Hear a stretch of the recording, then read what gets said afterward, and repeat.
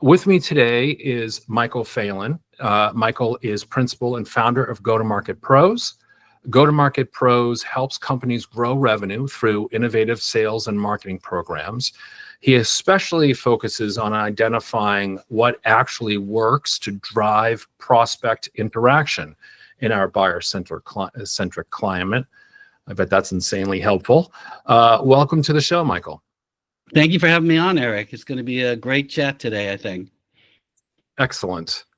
So we definitely want to explore and unpack this transformational leadership challenge or series of challenges. But before we get there, let's talk a little bit about Go-to-Market Pros. Let's hear a little bit more about what your organization does and for whom.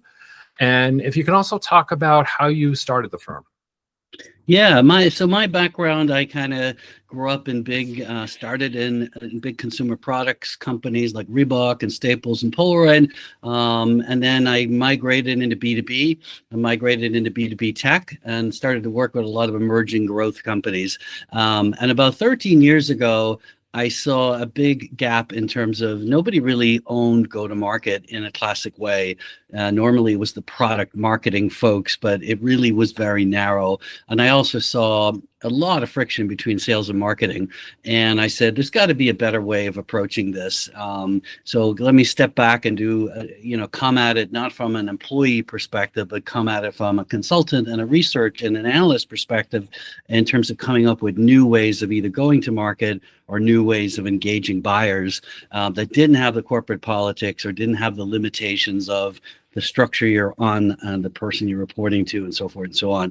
So that's what the inspiration was, kind of feeling like everybody's working on little small pieces of the pie, but really nobody has a broader perspective on the buyer or on the go-to-market strategy. And how can I help companies do that? Awesome. Yeah, that's great. And it totally maps with my experience and a lot of experiences I hear of folks as well. And you do that in an innovative way. These discovery meetings that you do, how does that work and what does that serve? Yeah, so discovery meetings are down about 30% this year, and actual lead conversion to meetings is down by about 50%. So companies are finding it harder with the current strategies and engagement techniques to engage buyers. And part of it is because they're just selling. They're really not offering any buyer value. So I do look at about 25 or 30 different ways of engaging buyers that add value. One that's very interesting is buyers want to know what their best-in-class competitors are doing. Buyers want to know what the best-in-class companies are doing to solve the problem that they're working on. Could be advanced marketing personalization, could be any aspect of sales and marketing, or could be anything they're buying. The very first question people ask is, what are our competitors doing on a buying team? And interestingly enough, most of the people on the buying team have no idea of that and no idea how to find that out. And when they talk to solution providers, they ask that same question. What are our competitors doing? Well, we don't do business with your competitors. We don't know what they're doing and so on and so forth. So I came up with the idea of what if you could approach a buyer and share insights on what their competitors are doing? What if you could have a best practice discussion with them, learn from them, but at the same time, help them understand a performance gap that exists between them and their buyer? And if you can help them understand the performance gap and see that, then the very next question is going to be, well, how can you help me bridge that gap? And that's what you really want to be doing. You want to be called into helping them do a better job, helping them bridge performance gaps, helping them understand how to do that. And you're really called in to help them, as distinct from you're pushing a demo, you're pushing a pitch. It's a kind of an invitation in based on the fact that you've highlighted something they didn't know or shown them something in a way they hadn't seen before.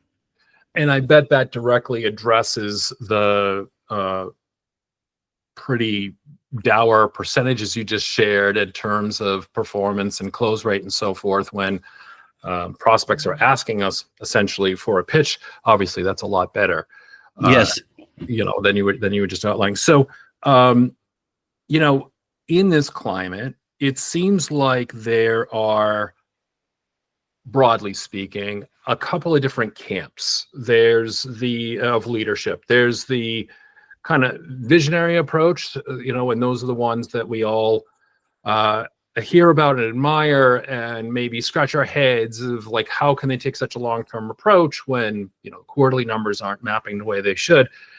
And then on the other end of the spectrum, you have the folks that are so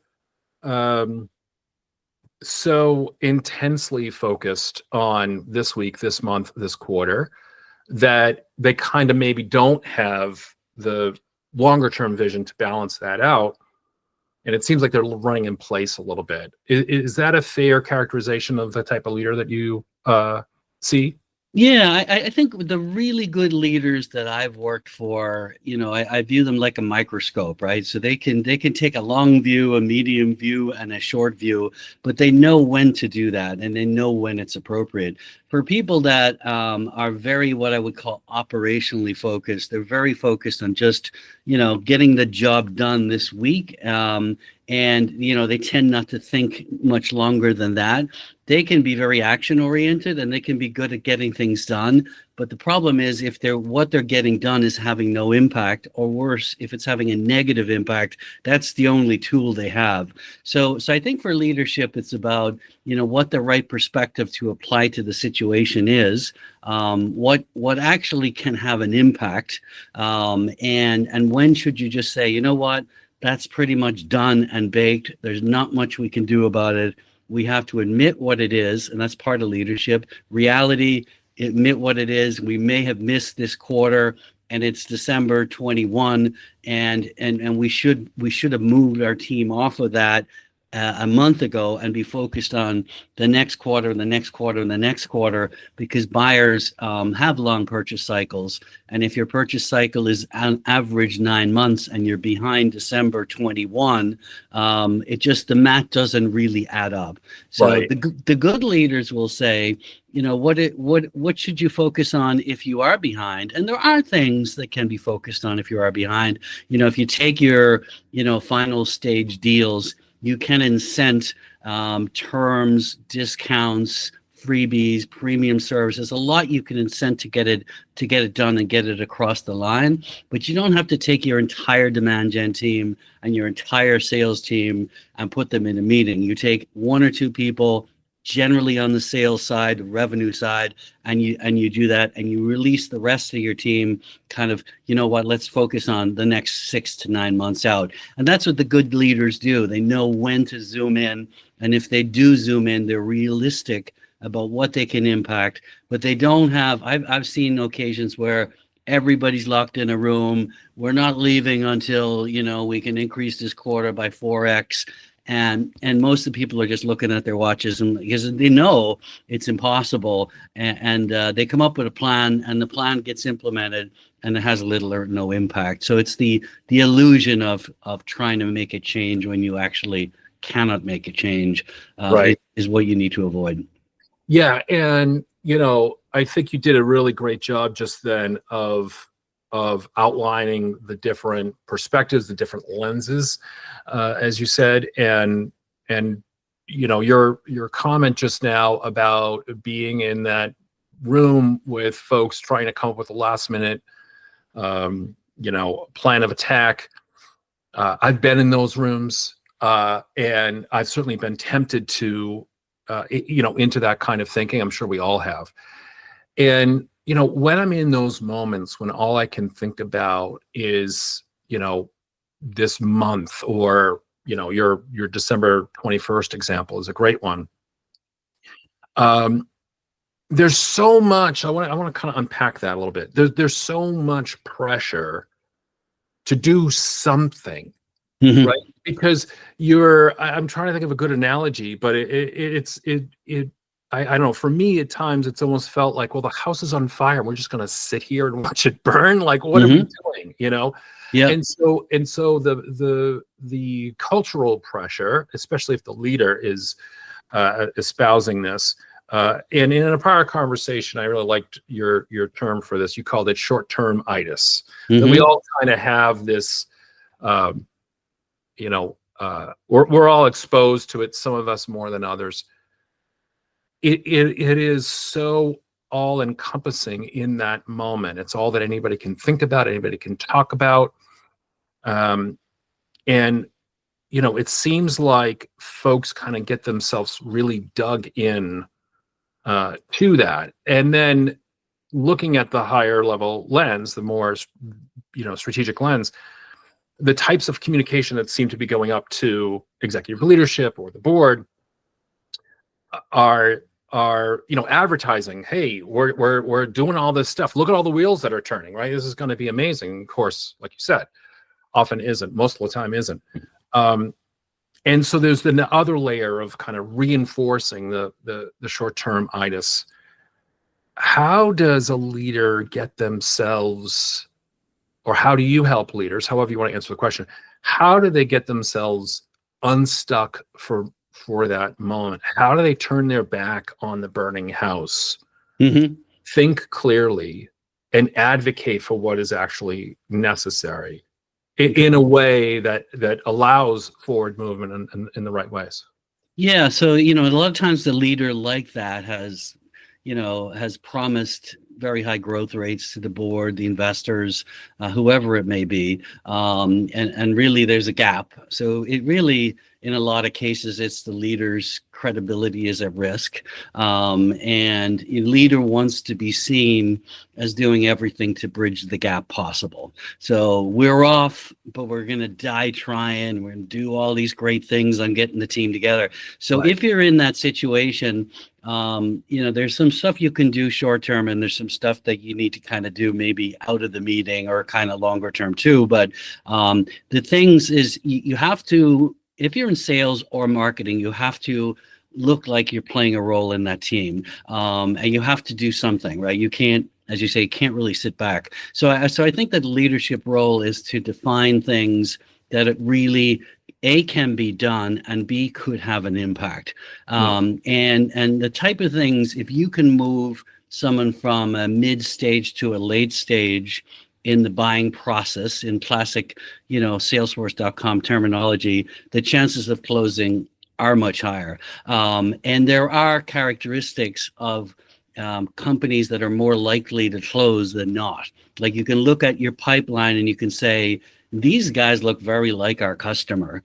These guys feel very like our customer. We have a lot of experience solving problems exactly like that. Let's get with these guys, and what we'll do is we'll give them extra customer service and extra customer support and extra ramping. Maybe we'll give them 20,000 of professional services for whatever it may be. Maybe we'll give them a better discount. Maybe we'll give them longer to pay. And then you look at other ones that are really too early in the funnel, and you say, let's nurture this, on. We're not going to get this across the line, but let's keep working on it. Now, it is true, if a deal moves from one quarter to another, let's say a Q4 deal moves to Q1, your chances of closing it in Q1 drop about 40%. So the theory of let's close it this quarter has some sense to that, because a lot of times when deals move, organizationals realign, people leave, and so on and so forth. And so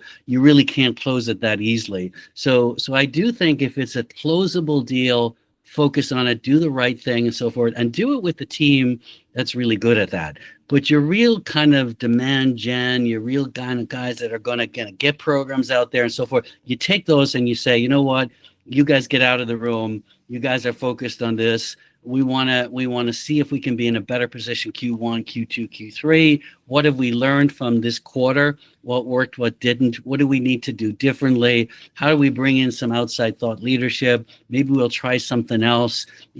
Certain things are not working well. We need a new approach, whatever it may be. So you empower that team to kind of step out of it. But the team that you're really working with, rather than really beating them up per se, you kind of want to empower them to be creative about how you move from stage to stage, how you get that one that's stage 4 across, and don't overwhelm them with everybody in your pipeline. Don't say we need to close everybody in your pipeline, and look at where you've had most success, because you can then bring those case studies to bear and things like that. So I think that's what a good leadership team would do, because if you force everyone to be in the room and everyone to work on that, they will, and they'll come up with a plan.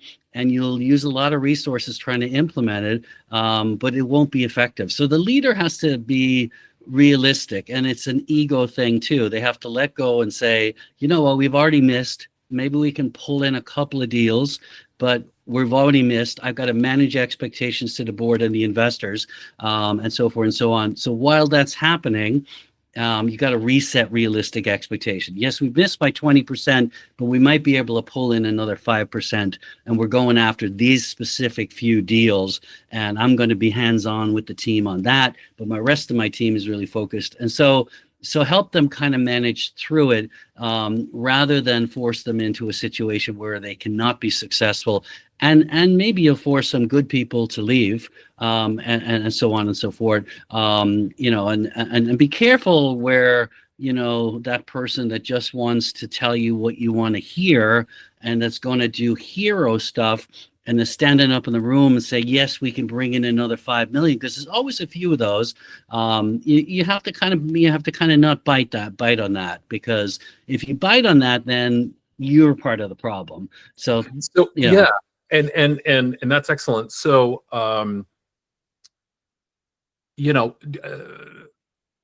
do a little sports psychology with me. How does a leader? What is that internal talk track that? Or, however you want to describe it, but how does a leader come to terms with a moment like this in a way that is empowering? Because what you're saying is obviously very true.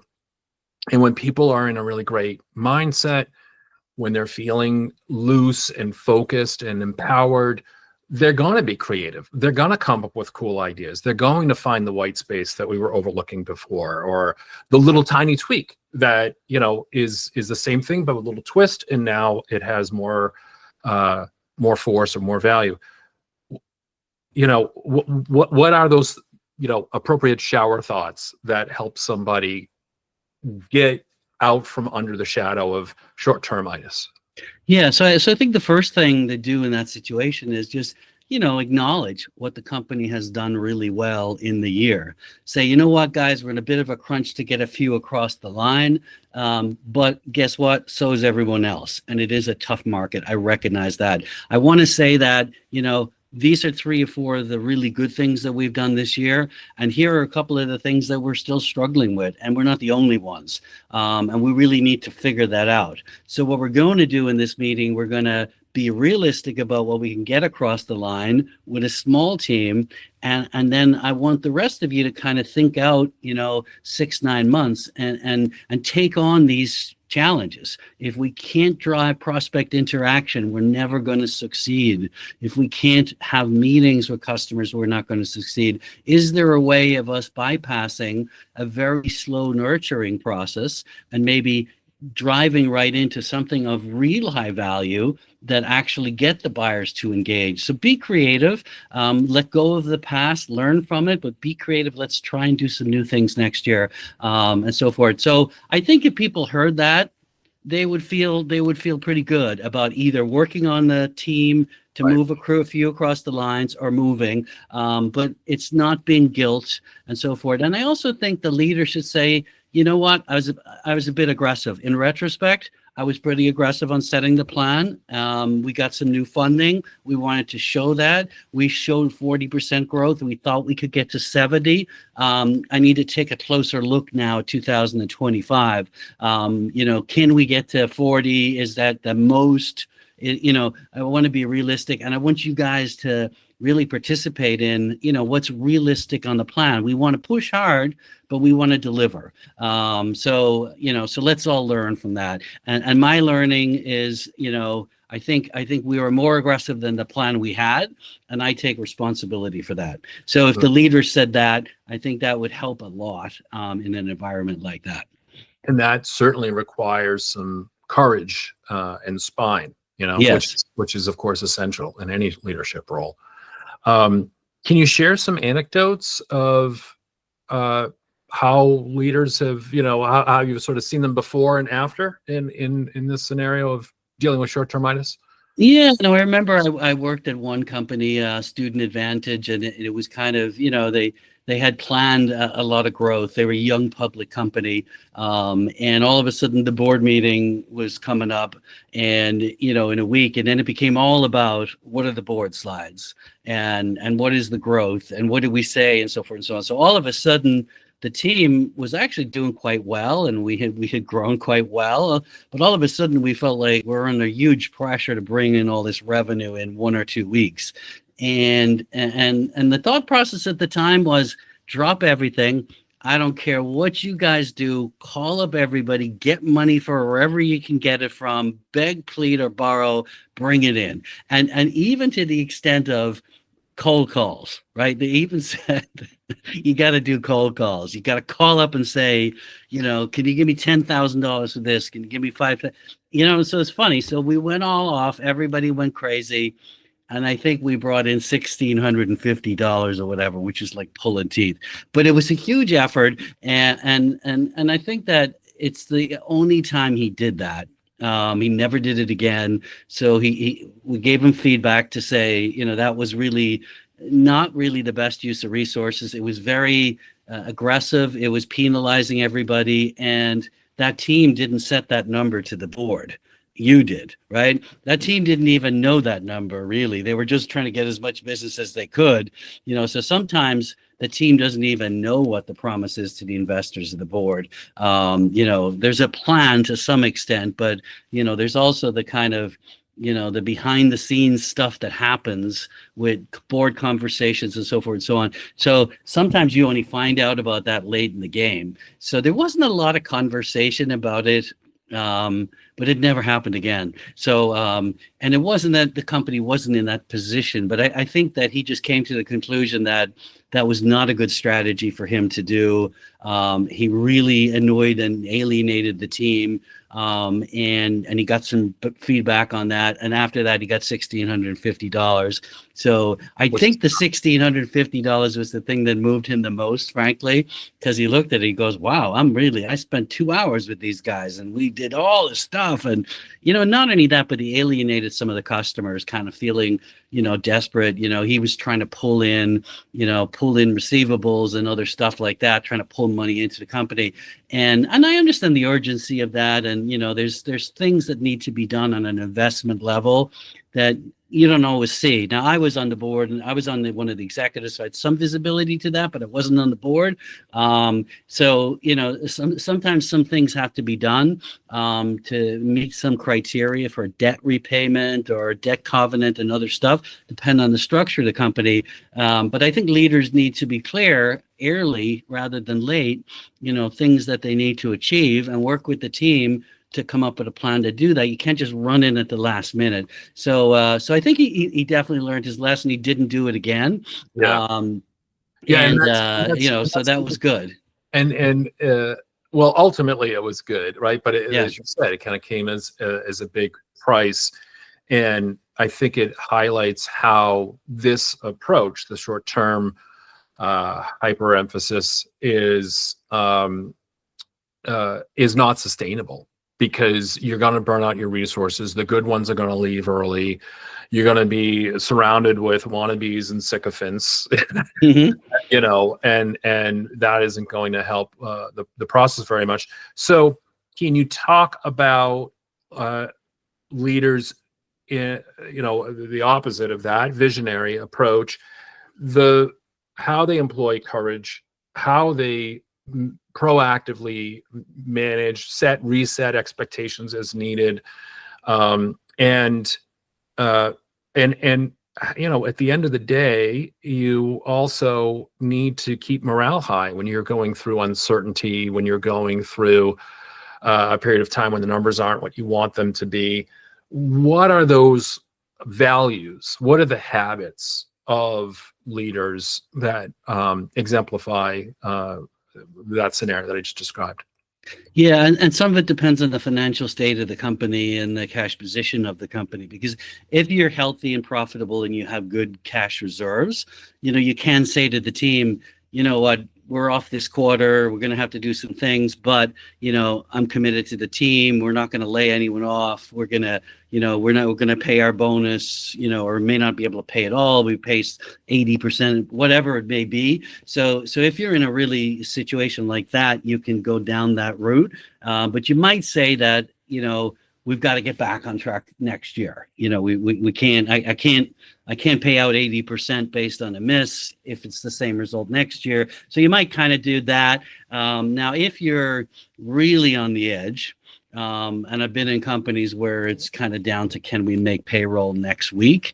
That's a whole different world. Or where a VC sponsor company is running out of cash, or where a fund gets closed, and so forth and so on. So if you're in that position, that's a whole other world, because then it means you have to bring in a strategic investor and so on and so forth. So, there's a lot, and that's both ends of the extreme. But for most companies, it's probably not as catastrophic as it may seem in the moment. So you have to give people a sense of that,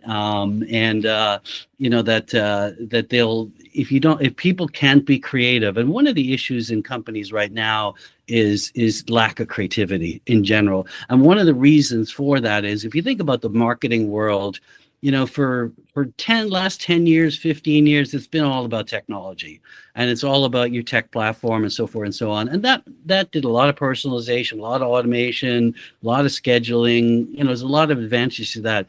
But the people that were really good at that were kind of what I call make the trains run on time type marketers. And they're very important. They're still important, but they're the least creative people you can imagine because of the nature of their skills. And what got pushed out was the consultants, the advertising agencies, the creative agencies, or people that really didn't like process, and they wanted to come up with the big idea. So right now we have an awful lot of people doing an awful lot of similar things. They're doing it very well, very efficiently, at scale.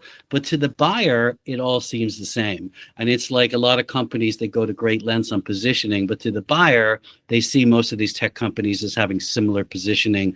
We used to do that at Reebok. Reebok had 5% of the market, Nike had 70%, and we would switch the logos on the product, and and then they would think our product was great and Nike was horrible. But it was like the shoe didn't really matter. It was rubber and air. It was all about brand. It was all about perception in the market. And if you really knew and understand that, you really understand the dynamics of what made them successful. It wasn't that they made necessarily a better shoe. They made a shoe that looked better.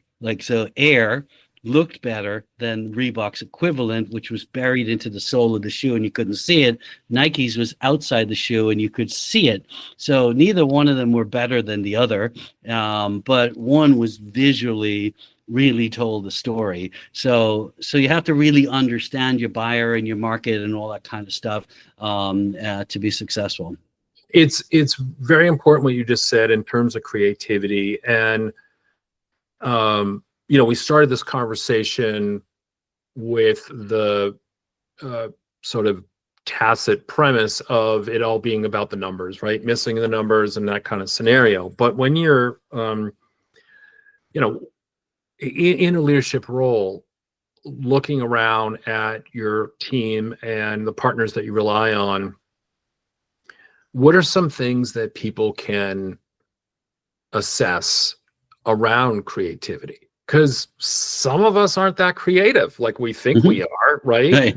Every time I turn the music off when I'm singing along in the car, I learn that I am not a singer. And I feel like the same is true for being creative.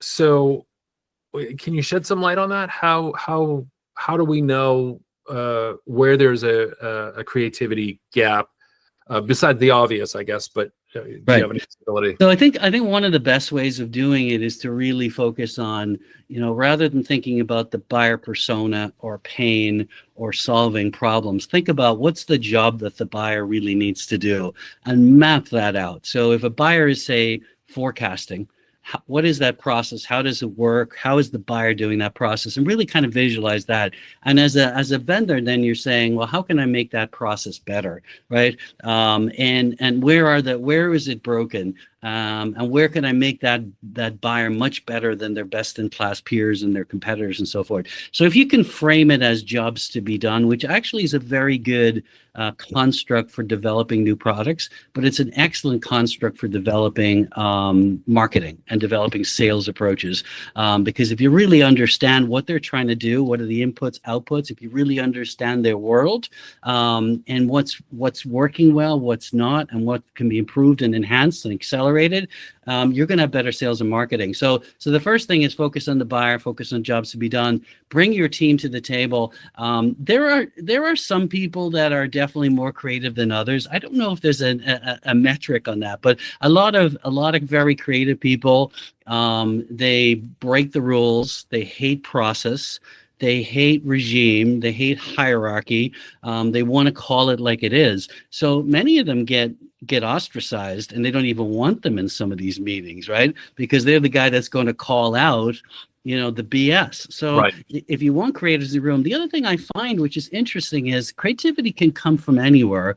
I'd be surprised sometimes that people come up with really good ideas to enhance marketing or sales or product development, and they're not necessarily in roles that you would think is like that. So in the old days, we always thought that the CMO was the most creative person, but under the CMO, there'd be agencies, and I often thought that agencies are much more creative than people inside and that's why they bring agencies in. But I think having a diverse team, maybe have your agencies, your consultants, your sales, your marketing team, have the people that are responsible for bringing that all to market, and push out visualize the problem and say, well, how can we help this buyer be a better buyer? How can we help them do this process with less resources? How can we help them get better results from that? And when we're telling the buyer about what we're doing, how should we describe that? So I think there's more creativity in organizations than people think, and the right leadership can provide structure to allow that to happen. And you have to make sure you accept all ideas. But in the end of the day, you have to be able to package that back and say, you know what, we had 20 different ideas. Here are the 3 we're going to go with, and we're going to flush them out. The other 17 we're going to keep. But you have to make sure it's not one of these workshops that has a whole bunch of flip charts and then nothing happens. And then I think creativity happens any time of the day with anybody. So you can be, as you say, in the shower, you can be going to work, you can be commuting, you can be listening to a boring presentation, and all of a sudden something pops into your head. But how do you make sure that there's a vehicle for all that creativity and energy to be continuously captured, whether that's on an app or whether it's on something or a regular meeting? But this concept of the once a year, 1 hour strategic planning meeting where we do ideation is really not the way to do it. Creativity should be continuous, and the leader should go, well, what if we did something completely different? What if we blew away that process and came up with a completely new process? Because if you look at real creativity, you look at Steve Jobs and you look at, the first iPod and so forth and so on, very creative in terms of bringing together things that never happened before. He visualized a different way to gather music at scale, at volume, make it portable and so forth. So he moved from a generation of tape and other stuff to this, and it moved from there really, into online networks and things like that. Now you don't have it downloaded at all. But I remember when we were at Polaroid and we were visioning the future. And we were kind of thinking, you're going to have a camera that prints on demand. You're going to have a camera that records and prints later and so forth. But none of us ever visualized that the phone is going to become the camera. We weren't able to anticipate that. And when the phone became the camera, it became completely a different device, right? So now it had communication capability as well as storage. It had sharing, and it became the Polaroid of today's generation. Right. And you could still share the pictures, and they do in the same way. But you can share them not only face to face, you can share them anywhere in the world, and you can share them on social networks. But we were limited in our vision. We couldn't see that happening. I don't know whether that was a criticism of the team or whether the evolution of technology. But if you can't visualize it, you have to recognize it when it comes in, and then you have to be able to deal with it. So there's a big thing about how far companies should try and think forward. The classic one was 3 to 5 years. I don't know whether that's practical at all. Now, bigger company, like if you think about oil refineries, some companies do have to plan out 10, 20, 30 years. But for most businesses, software businesses, or everything's moving so fast, AI is coming in, machine learning, all this stuff. What is it practical for them to really think through? What should be their window? Because you don't want to put them in a situation where, a la Polaroid, where they couldn't think far enough out and they couldn't be creative, and they literally get wiped out of business. And so did Kodak, and so did Fuji, and many other companies in that space. So I think you want to have a realistic window. And I think you probably want to give them some planning scenarios to work with a little bit. Like if I was leading a marketing team inside a company now, I would say, you know what, we're converting half as many leads as we used to, and we're getting 30% less meetings. So we want to change that scenario. So what if you could directly drive to meetings? What if you could add significantly more value to buyers? What if you could help educate buyers and make buyers a better buyer? Let's come up with programs around that. So I think that part of it is the leader has to give some assumptions and some indications of where we want to focus, and what we want to fix, and why is it important. And I give the team the jurisdiction to do that. I think if we give them the right frame and the right thing to work on, they can actually be, marketing people can be incredibly creative, and salespeople can be incredibly creative. Just give them the right structure to do that, and give them examples of how that might have worked at other companies, and so on and so forth. And I think there'll be, people are dying to come up with things that are successful in this space. People are dying for best practices, but I rarely see executives coming forward with really radical different ways of doing things. And I think part of what's happening right now is the executives are saying, hey, we're not going fast enough. And the employees are saying, well, we're on a stationary bike. It doesn't matter if we speed up or not. So you have to really change the game a little bit. And I think many executives are just saying, pedal faster, implement faster. We do have a plan. Everything's great. Don't question the plan. We're not resetting the plan. And I think if you put people in that position, they're not going to be successful because they're so constrained. They're working in something that didn't make sense, that no longer makes sense, and they need to kind of step out of that box to be successful. So you have to allow them to step out of that box. You can't put them in a smaller box and expect them to be creative. Right, and it's this notion about creativity and really kind of deeply understanding the customer. You mentioned Steve Jobs, and there's a video has I don't know how many millions of views, where he's giving a presentation and he says product has to start with understanding the customer, and then you work backwards, from there. Yeah. And I think it's easier to come up with new ideas when you are putting yourself and your teams in a place where they can actually empathize with the customer's experience and challenges that they're trying to navigate, even separate from what your offering is. And then you can kind of place that in there. You do something kind of novel, it sounds like, these discovery meetings. Is that a way for your clients to understand more about their customers and be, kind of develop more creative approaches?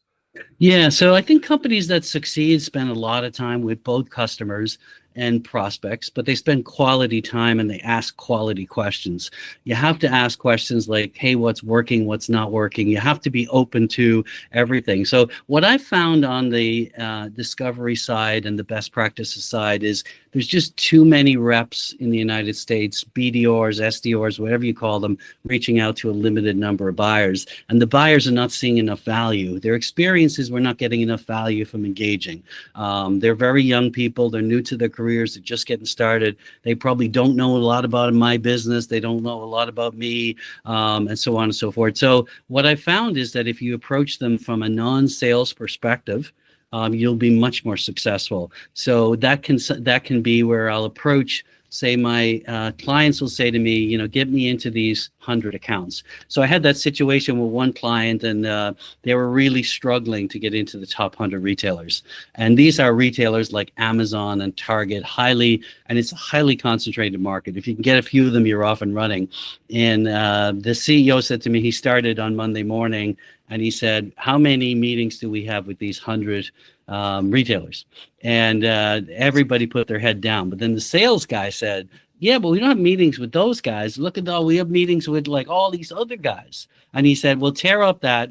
I'm not interested. I don't want to meet with anybody on that list. If you're not on the 100, that's who we want to meet with, because they had gone through the effort of prioritizing the retailers which made sense for them and rank order them from 1 to 100 based on 14 different criteria. So it's like, if you can get in the top 10, the top 20, the top 30, but when you go below 100, it's not going to work at all, right? So he said, you know what, I'm going to meet every Monday and Friday, and I'm going to come up with, you're going to tell me how many meetings. So he met on Friday, how many meetings you get with the 100 retailers. They couldn't get a single one either.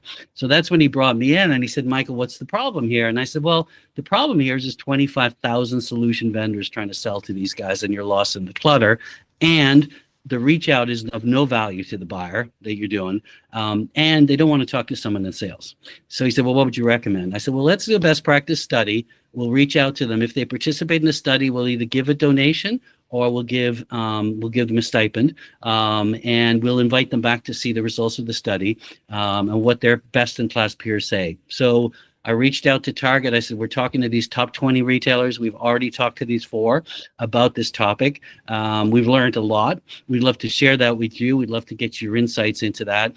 And I got the meetings with 95 of the top 100 retailers through that mechanism. And it was higher level meetings.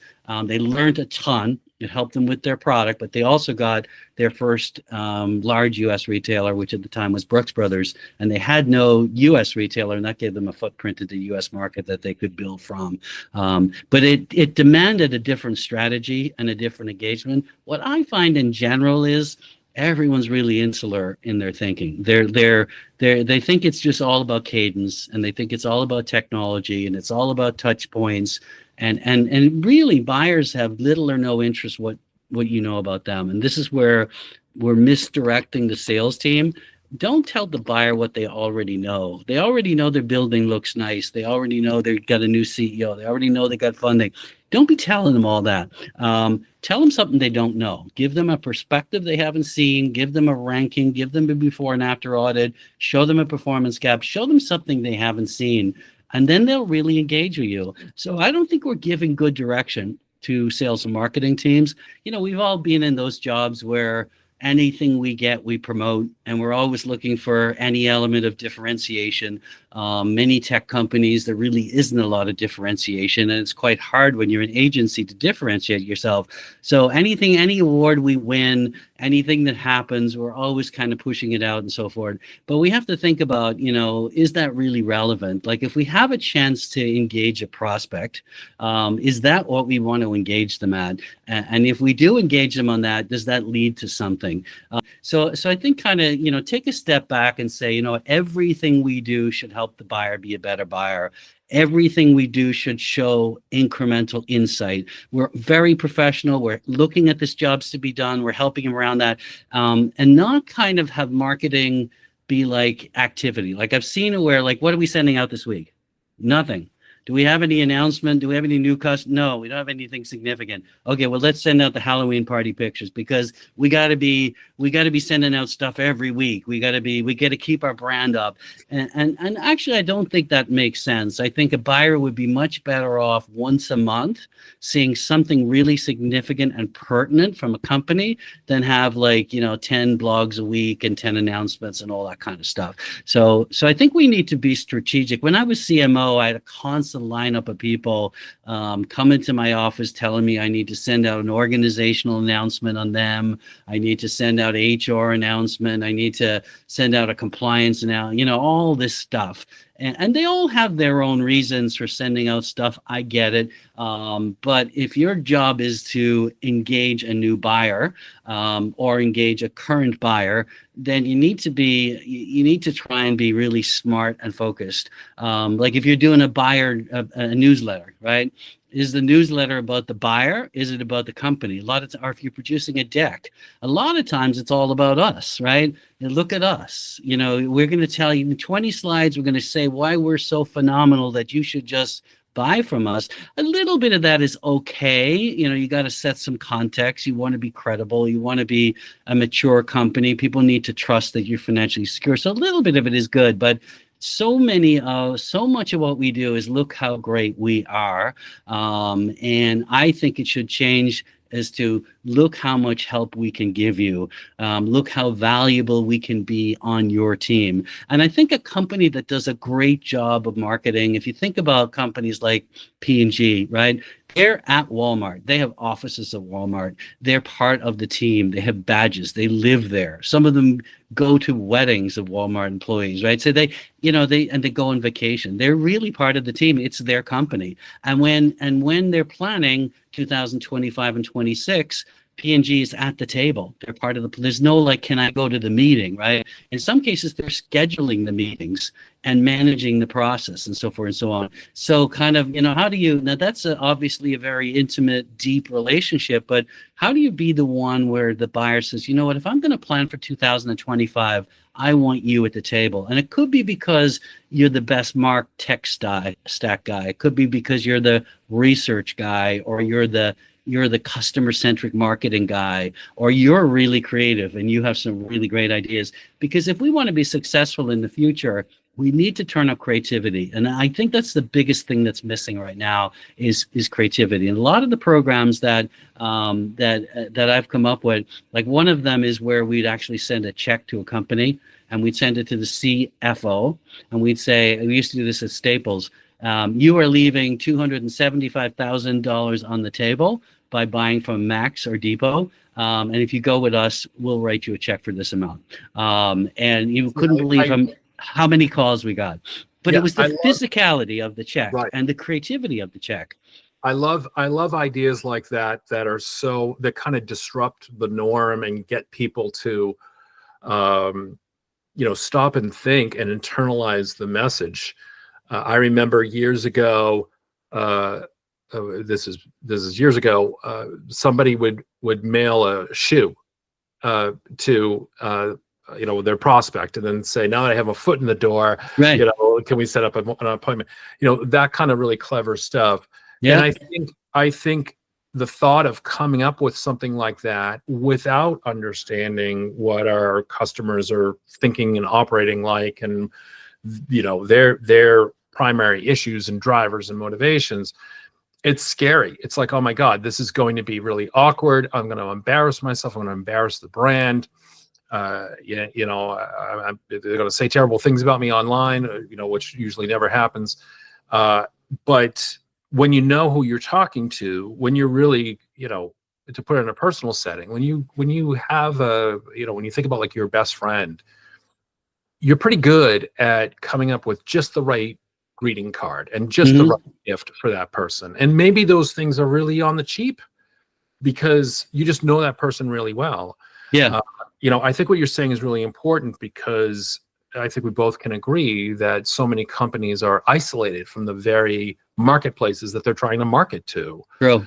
And so it sounds like, the services that you provide help create more linkage. Can you briefly walk through what those services are and how they help clients? Sure. So one of the things that, I've been collecting these 27 different ways of engaging buyers. And they're really, some of them are very practical. I've just kind of learned from companies and I've interviewed companies. Some of them are very creative, where I've just kind of come up with them myself and fine tune them. So the one about the best practice interviews and so forth and so on is a new methodology. And so what I do at this point is, I'll get sales and marketing in the room, maybe someone from GTM, maybe someone from customer success. And I'll first off tell them about, the trends. so they understand why MQL conversion is down, why meetings are down, and what buyers really want. And then we'll present the 27 different programs, and then they'll pick 3 or 4 or 5 of them that they feel are very relevant and resonate with the buyer. So it might connect with the buyer emotionally, it might connect with the buyer, may make them a bit nervous, whatever it may be. And it's just ways of kind of visualizing and adding value. And then we'll split into teams, and we'll put meat on the bone. And then at the end, we'll say, okay, well, we're going to start working on these tomorrow, literally. And so many of them are that actionable and that tangible. One of them is where you take your top 100 accounts and you map it to who in this account does our board know? Does our investors know? Do our employees know? Do our past employees know? Do our customers know? And let's drive an introduction program.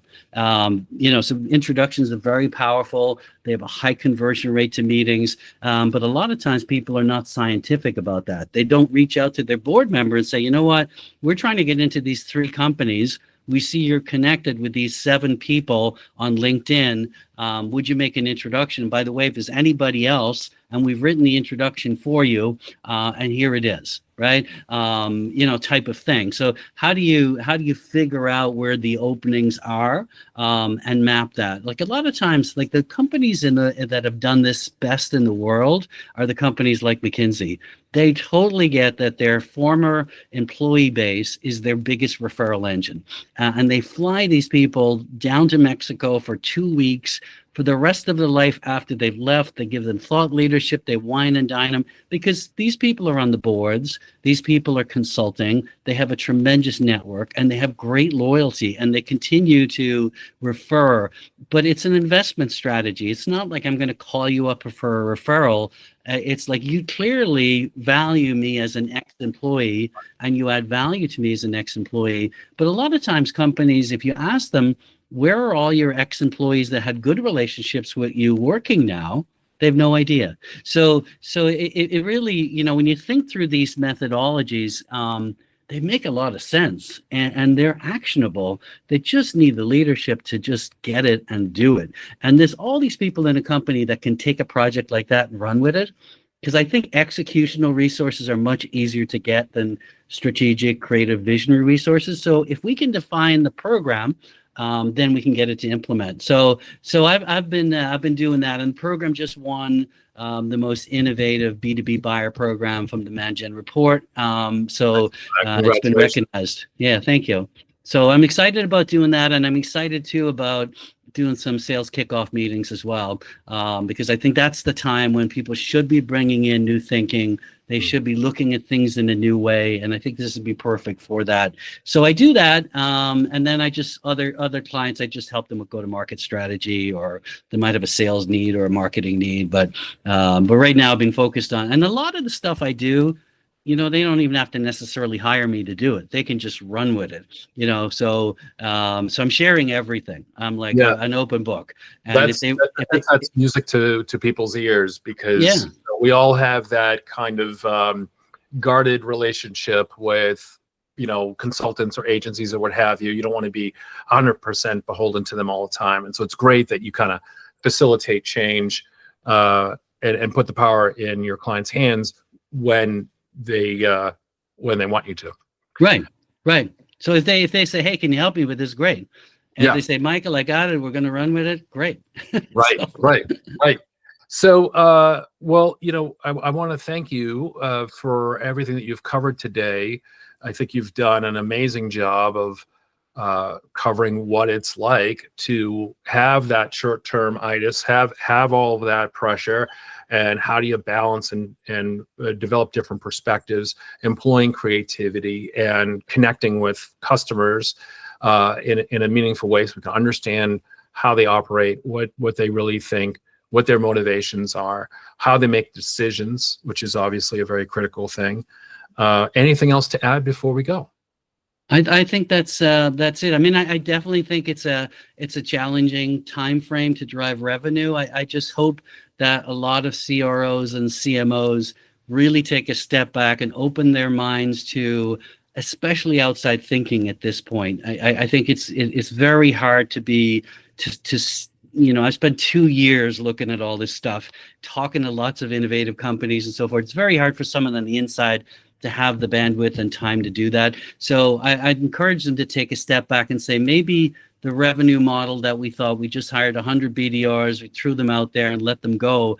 Maybe that's not the right approach. The right approach is to have high-level strategic programming that they all implement that adds a lot of value. And let's be more leadership-driven. Let's be more programmatic in nature. Let's be more creative in nature. So I think we got to let go of what I call the revenue wheel, where they just feel like they run in the office and turn the wheel every day, and that's all they need to do, and everything is just a little factory, because we're selling to people, and people have emotions, and we need to sell emotionally first and practically second. And I think selling will always have a human dimension to it. I think AI will help a little bit, but and maybe it'll make us more effective, but it's not going to replace us. So I think fight for creativity, fight for your team, and give them the tools they need to be successful. And I think 2025 will be a good year for many companies. There you go. That's excellent. Well, thank you very much, Michael, of Go-to-Market Pros. That's What It's Like, our first podcast. Thanks a lot, Eric. Good job.